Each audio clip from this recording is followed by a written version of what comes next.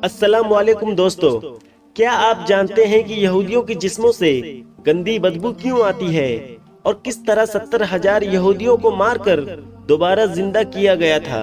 अगर आप इन सवालों के जवाब नहीं जानते तो आज की वीडियो मुकम्मल देखें, जिसमें हम इस हवाले से तफसील गुफ्तगू करने जा रहे हैं जो यकीनन आपके लिए बासेंस साबित होगी। दोस्तों, आप जानते होंगे कि यहूदियों की बहुत सी नस्लें और फिरके हैं, जिनमें से यहूदियों की एक नस्ल ऐसी भी मौजूद है जिनकी जिल्द का रंग मुर्दा इंसानों की तरह पीला होता है और इनके जिस्मों से किसी मुर्दा गली सड़ी लाश के जैसी बदबू हर वक्त खारिज होती रहती है। यहाँ तक कि इनका नया लिबास भी थोड़े ही अरसे के बाद किसी मुर्दे के कफन की तरह गैर आलूद और तार तार होने लगता है। ये लोग अपनी इस कमजोरी या निशानी को छुपाने के लिए भले ही कितने परफ्यूम और खूबसूरत लिबास इस्तेमाल कर ले,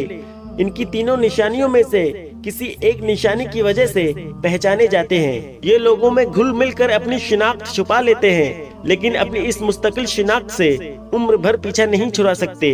इनकी इस खामी के हवाले से कहा जाता है कि ये एक अजाब याफ्ता कौम है जो हजारों साल पहले दुनिया में आई थी, लेकिन अपनी बदअमाली और पैगंबर की शरई नाफरमानी की वजह से, अल्लाह के अहकामात के खिलाफ वर्जी करने की वजह से एक अनोखे और बदतरीन अजाब का शिकार हो गई थी। दोस्तों, ये वाकया कुछ यूं था कि हजरत मूसा अलैहिस्सलाम के बाद की बात है, जब एक पैगंबर यहूदी कौम के एक बड़े शहर की जानिब भेजे गए। जैसा कि तारीख में यहूदियों का शुरू से ही ये वतीला रहा है कि अल्लाह ताला के सख्त नाफरमान रहे हैं, इसलिए सिर्फ इस कौम के मुख्तलिफ शहरों और कबीलों की इस्लाह के लिए एक वक्त में सैकड़ों की तादाद में पैगंबर और नबी भेजे जाते रहे।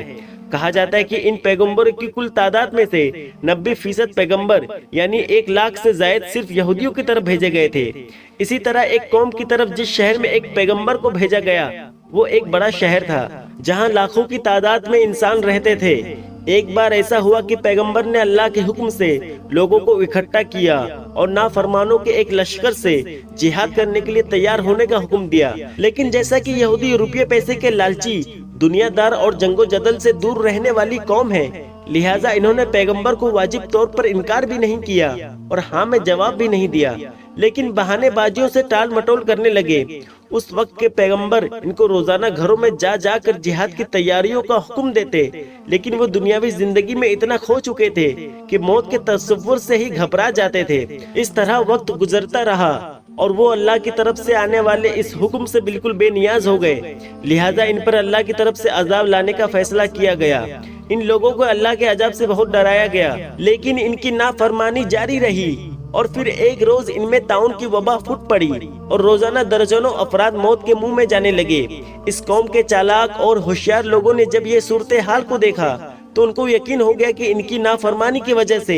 इन पर अल्लाह का अजाब नाजिल हो चुका है। चुनांचे वो लोग इस शहर से निकले और दूर दराज किसी जंगल में रहने के लिए चल खड़े हुए। वक्ती तौर पर जगह तब्दील करने की वजह से वो ताउन के मर्ज से बच गए, जिसको देखते हुए उन्होंने फैसला किया कि वो इसी जंगल में अपने बच्चों, दोस्तों, साथियों और रिश्तेदारों के साथ उस वक्त तक रहेंगे जब तक इनके शहर में ताउन का अजाब टल न जाए। अभी उनको वहाँ रहे चंद दिन ही गुजरे थे कि एक दिन अल्लाह ताला ने एक फरिश्ते को भेजा और इनकी चालाकी और अक्ल इनके काम न आई और उन पर अजाब पहुँच गया। फरिश्ता एक बुलंद पहाड़ पर खड़ा हुआ और उसने एक ऐसी खौफनाक चिंगार की आवाज निकाली कि जिसने आवाज सुनी दहशत और खौफ से होशो हवास खो बैठा। इसके बाद फरिश्ते ने उसी गूंजदार आवाज में पुकारा, मोटो यानी मर जाओ। इसके बाद ये अल्फाज अदा होते ही जहाँ जहाँ पर यहूदी मौजूद थे वहीं पर गिर गए और उसी वक्त उनकी रूहें उनके जिस्म से परवाज कर गई। याद रहे कि इनमें से कोई भी बीमार नहीं था, ये लोग सभी के सभी नॉर्मल और सेहतमंद थे, जबकि इनकी तादाद तकरीबन 70,000 के लगभग थी। जंगल के अंदर जहाँ ये लोग रिहाइश बजीर थे वहाँ लाशें ही लाशें पड़ी थी, जिनमें बच्चे, बूढ़े, औरतें सभी शामिल थे, जो बेजान होकर औंधे मुंह जमीन पर कीड़े मकोड़ों की तरह बिखरे पड़े थे। यहाँ तक कि पूरे जंगल में कोई एक इंसान भी नहीं बचा था। हैरत की बात यह थी कि इनके करीब कोई दरिंदा और जानवर भी नहीं आता था, जिसकी वजह से चंद रोज बाद ही इनकी लाशें गलने सड़ने लगी और इतने लोगों की लाशों की बदबू की वजह से जंगल में और जंगल के इर्द गिर्द आबादियों में नाकाबिले बर्दाश्त बदबू फैल गई, जिस पर इलाके के लोगों ने फैसला किया कि इनको एक जगह इकट्ठा करके इनके चारों तरफ एक दीवार बना दी जाए। کچھ وقت گزرا تو ایک روز اس قوم کے پیغمبر اس جنگل میں سے گزرے تو انہوں نے اپنی قوم کے ہزاروں افراد کا عبرت انجام دیکھا تو ان کا دل بھر آیا۔ تب وہ سجدے میں گر کر رونے لگے اور دعا مانگنے لگے کہ اللہ یہ نادان تھے، ناسمجھ تھے، لیکن یہ میری قوم کے لوگ تھے، ان سے مجھے پیار تھا جن کے بغیر اب میں بالکل اکیلا رہ گیا ہوں۔ اگر یہ زندہ ہوتے تو میں ان کو تبلیغ کر کے نافرمانی سے بچانے کی کوشش کرتا۔ اللہ تو میری فریاد قبول کر اور ان کو دوبارہ زندہ کر دے۔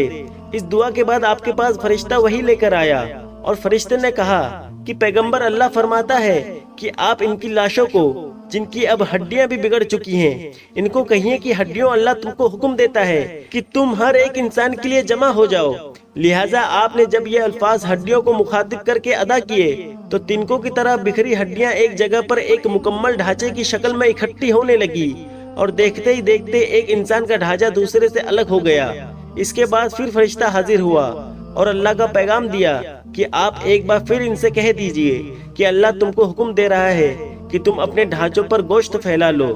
لہٰذا اللہ کا حکم سنتے ہی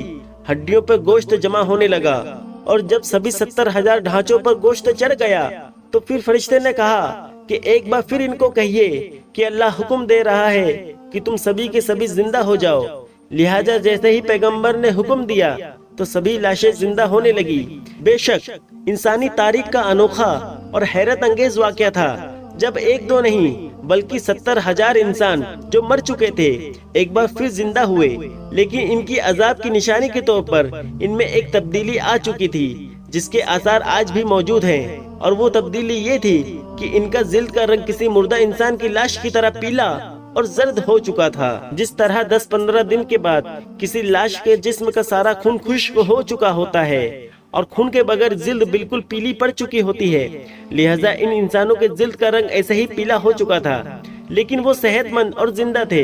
ان میں دوسری تبدیلی یہ تھی کہ ان کے جسموں سے ویسی بدبو خارج ہو رہی تھی جیسی 10-15 دن پرانی لاش کے جسم سے پیدا ہوتی ہے، جبکہ تیسری تبدیلی یہ تھی کہ یہ جو لباس پہنتے کچھ دن بعد اس کی حالت مردے کے کفن کے جیسے ہونے لگتی، جیسے قبر میں پڑا مردہ مٹی لگنے سے اس کا کفن میلا ہونے لگتا ہے اور کمزور ہو کر تار تار ہونے لگتا ہے۔ یہ تینوں نشانیاں ان کی زندگی میں شامل ہو چکی تھی، حتیٰ کہ ان کی آنے والی نسلوں میں بھی یہ نشانیاں پائی جاتی ہیں، اور آج ہزاروں سال گزرنے کے بعد بھی اس نسل کے یہودی دنیا جہاں میں موجود ہیں اور ان میں یہ تینوں نشانیاں موجود ہوتی ہیں۔ قرآن پاک کی سورہ بقرہ کی آیت نمبر 243 میں اس واقعے کی سب سے بڑی دلیل ہے، جس کا ترجمہ کچھ یوں ہے کہ محبوب کیا آپ نے نہیں دیکھا تھا کہ وہ جو موت کے ڈر سے اپنے گھروں سے نکلے وہ ہزاروں تھے، اللہ نے ان سے کہا مر جاؤ اور پھر انہیں زندہ کر دیا۔ بے شک اللہ لوگوں پر فضل کرنے والا ہے، مگر اکثر یہ ناشکری ہیں۔ دوستو امید کرتا ہوں آپ کو اس ویڈیو سے بہت کچھ جاننے کو ملا ہوگا۔ ویڈیو پسند آنے پر نہ صرف اسے لائک کرے بلکہ اپنے دوستوں میں شیئر بھی ضرور کرے، اور ایسے ہی ویڈیوز دیکھنے کے لیے ہمارے چینل کو سبسکرائب بھی ضرور کرے۔ ملتے ہیں اگلے ویڈیو میں، تب تک کے لیے اللہ حافظ۔